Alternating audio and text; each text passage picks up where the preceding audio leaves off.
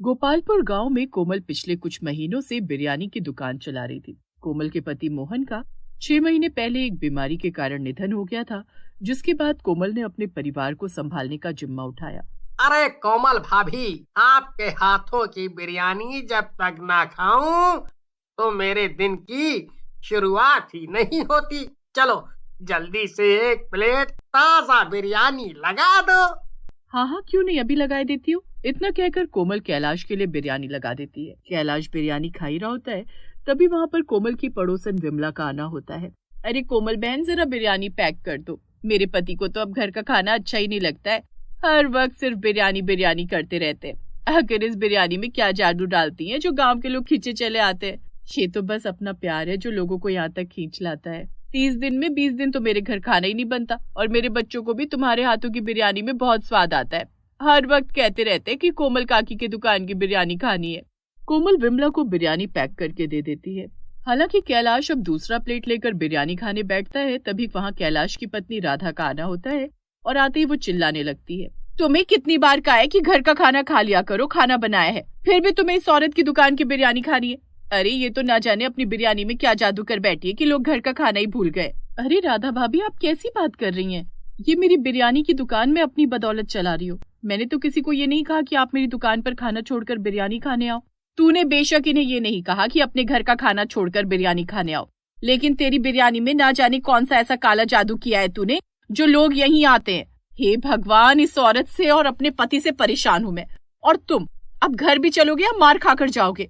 राधा कोमल को खरी खोटी सुनाकर अपने पति को वहां से लेकर घर चली आती है, लेकिन कोमल राधा की बातों का बुरा नहीं मानती। राधा की ये रोज की आदत थी। ऐसे ही समय बीत रहा था, सब कुछ ठीक चल रहा था। कोमल अपने बच्चों के भविष्य को लेकर परेशान थी। वक्त के साथ कोमल अपने बच्चों पर तो ध्यान दे पा रही थी, लेकिन खुद पर ध्यान देना भूल गई थी, और चिंता के कारण वो बीमार रहने लगती है, और उसी दौरान उसे गंभीर बीमारी हो जाती है, जिस कारण धीरे धीरे उसके बाल झड़ने लगते हैं। हे भगवान, ये मेरे बालों को क्या हो गया है? लगता है मुझे नकली बाल लगवा लेने चाहिए, वरना मेरी दुकान बंद हो जाएगी। लोगों को पता चलेगा कि मैं गंजी हो रही हूँ तो वो तरह तरह की बातें बनाएंगे और दुकान पर भी नहीं आएंगे। कोमल अब नकली बालों का इस्तेमाल करके अपने झड़ते बाल और गंजेपन को छुपा लेती है। एक रोज जब कोमल की पड़ोसन विमला कोमल की बिरयानी की दुकान पर आती है, तो वो कोमल के लंबे और घने बाल देखकर हैरान थी। अरे बाप रे कोमल, तेरे इतने लंबे घने बाल तो आज मैंने पहली बार देखा है। जब तू शादी करके आई थी तो तेरे बाल इतने से थे, और कुछ दिनों पहले भी मैंने तेरे बालों पर ध्यान दिया था तो तेरे बाल बहुत कम थे और झड़ भी रहे थे, जिसके लिए मैंने तुझे टोका भी था। फिर अचानक ये कमाल कैसे हुआ? अरे नहीं विमला बहन, आपको कोई गलतफहमी हुई है, बल्कि मेरे बाल तो कितने लंबे घने हैं। हाँ, शादी के वक्त छोटे थे लेकिन अब लंबे हो गए। विमला की निगाहें बाज से भी तेज हैं। विमला तो इस बात का पता लगा कर ही रहेगी कि आखिर माजरा क्या है, आजकल ये कर क्या रही है और बालों में क्या लगा रही है। मैं भी अपने बाल इसकी तरह ही करना चाहती हूँ। उस वक्त तो विमला कोमल से बिरयानी लेकर चली जाती है, लेकिन अब विमला कोमल के घर में ताक झांक करके उस पर नजर रखने लगी थी। एक रोज विमला खिड़की से देख रही होती है, तभी कोमल विमला को देख लेती है। अरे विमला बहन, अंदर आ जाओ। क्या ताक झांक कर रहे हो आप खिड़की से? मैं तो अपने बेटे को देख रही थी कि कहीं तेरे घर तो नहीं आया खेलने। नहीं, बच्चों में आपस में बनती नहीं है, तो आपका गोलू मेरी दिव्या के साथ खेलने नहीं आता। अच्छा ठीक है, चलती हूँ, बस यही देख रही थी, कहीं तू मुझे कुछ गलत तो नहीं समझ रही ना? अरे ये कैसी बातें कर रही हो विमला बहन, मैं तो बस आपको देखकर पूछ रही थी कि कुछ खो तो नहीं गया आपका, या कोई और बात है। विमला उस वक्त तो चली जाती है।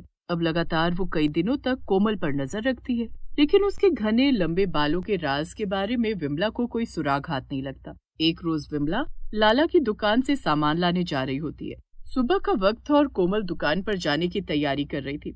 तभी विमला चोरी छिपे खिड़की से कोमल को देखती है। हे भगवान, कोमल तो गंजी हो चुकी है।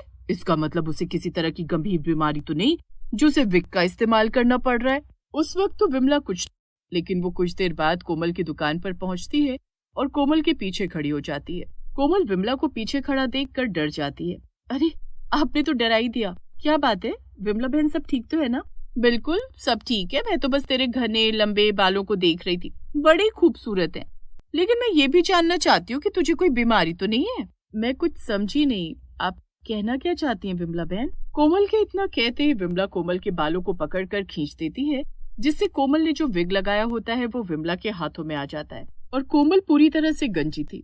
मुझे मजबूरन कोमल के इस विग को हटाना पड़ रहा है ताकि आप लोगों को सच्चाई पता लग सके। इसे एक लाइलाज बीमारी है और अगर हमने इसके हाथों की बनी बिरयानी खाई तो हमें भी बीमारी हो सकती है। सूरज, कमलेश, कलावती और मनोहर की बहू सभी शहर इलाज करवाने गए हैं। उन्हें भी इसकी बिरयानी खाकर जरूर कोई बीमारी हो गई होगी, इसलिए अब गांव का कोई भी इसके हाथ की बिरयानी नहीं खाएगा। अगर आप लोगों को अपनी जान प्यारी है तो। देखिए, मैं बहुत सफाई से बिरयानी तैयार करती हूँ। मुझे बीमारी है, लेकिन इसका मतलब ये नहीं कि मेरी बीमारी आप लोगों को हो जाएगी। आप लोग मेरी बात समझने की कोशिश कीजिए। मेरे 2 छोटे छोटे बच्चे हैं। विमला गांव वालों के कान में जहर घोल चुकी थी। वहां मौजूद लोग और आसपास से शोर सुनकर आए लोग कोमल की बिरयानी की दुकान को तोड़ देते हैं और उसे गांव से उसके दोनों बच्चों के साथ निकाल देते हैं। अब कोमल अपने बच्चों के साथ कई दिन तक भूखे प्यासे भटकती है और भूख के कारण उसके बच्चे और उसकी जंगल में मौत हो जाती है, जो गांव के पास ही था। अब इसके करीब 8 महीने बाद। अरे, ये घर के बाहर मटके में बिरयानी किसने रखी है? क्या खुशबू है इस बिरयानी की। लगता है किसी ने गरीब लाचार समझकर मेरे घर के बाहर ये बिरयानी रख दी है। कैलाश अब उस बिरयानी को घर में लेकर आ जाता है और उसे खाते ही अगली सुबह वो इस दुनिया को छोड़कर चला जाता है। सब इस बात से हैरान थे कि आखिर कैलाश को क्या हुआ। कल रात घर के बाहर इन्हें बिरयानी मिली थी एक मटके में। बिरयानी की खुशबू से बाहर गए और बिरयानी लाकर खा लिया। उसके बाद उनके गले में घुटन महसूस होने लगी और इन्होंने दम तोड़ दिया। ऐसे ही अब अगले दिन गांव के एक और आदमी के साथ होता है। उसकी भी मौत बिरयानी खाने की वजह से हो जाती है और वो बिरयानी उसे उसके घर के बाहर मिलती है। ये सब मजाक की बातें नहीं है। कल कैलाश की मौत और आज कमल की मौत। अरे, तुम लोगों को पता है कि बिरयानी खाने से लोग मर रहे हैं, तो क्यों खा रहे हो बिरयानी? मैं रात में जब घर के बाहर बैठी हुई थी तो मैंने एक औरत को वो बिरयानी कमल के घर के बाहर रखते देखा था। ना जाने वो औरत कौन थी। हो ना हो वो कहीं उस कोमल का भूत तो नहीं जो सबको बिरयानी खिलाकर मौत के घाट उतार रहा है। अरे, उसे मरे हुए 8-9 महीने बीत चुके हैं। भला वो अब क्या बदला लेने आएगी? और ये भूत प्रेत चुड़ैल जैसी बातों पर अब विश्वास कौन करता है? जरूर ये कोई ऐसा आदमी कर रहा है जिसकी कैलाश भाई साहब और कमल भाई साहब से दुश्मनी रही होगी। इस बात को कोई भी गंभीरता से नहीं ले रहा था और तीसरे दिन तीसरी मौत, वो भी बिरयानी खाने से। तब लोग दहशत में आ जाते हैं और पास के तांत्रिक बाबा के पास अपनी समस्या लेकर पहुंचते हैं। कहो, क्या मदद चाहिए तुम लोगों को?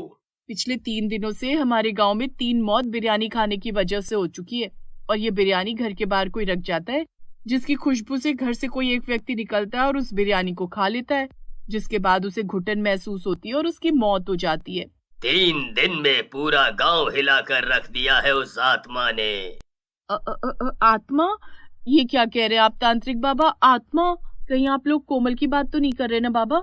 हाँ, वही आत्मा जिसे कुछ महीनों पहले तुम गांव वालों ने उसकी रोजी रोटी छीनकर उसके ही घर से, उसके ही गांव से, उसके बच्चों के साथ उसे भगा दिया था। विमला के कहने पर तांत्रिक उस आत्मा को उसी वक्त वहां बुलाने लगता है। कुछ देर मंत्र पढ़ने के बाद वो आत्मा वहां प्रकट होती है। अंधेरा छा जाता है और एक चुड़ैल वहां प्रकट होती है। चुड़ैल? अगर मैंने अपना बदला नहीं लिया तो मेरी आत्मा को शांति नहीं मिलेगी और क्या पता मुझे मुक्ति न मिलने के बाद मैं और बेकसूर लोगों की जान ले लूं। इतना कहकर चुड़ैल विमला का गला पकड़ लेती है और उसे हवा में उठाकर उसका गला दबा देती है, जिस कारण उसकी वहीं मौत हो जाती है। लेकिन इसी के साथ जैसे ही वो चुड़ैल राधा को मारने वाली होती है, तांत्रिक मंत्रों के उच्चारण के साथ उसे बोतल में भर लेता है और पास के पुराने कुएं में गिरा देता है।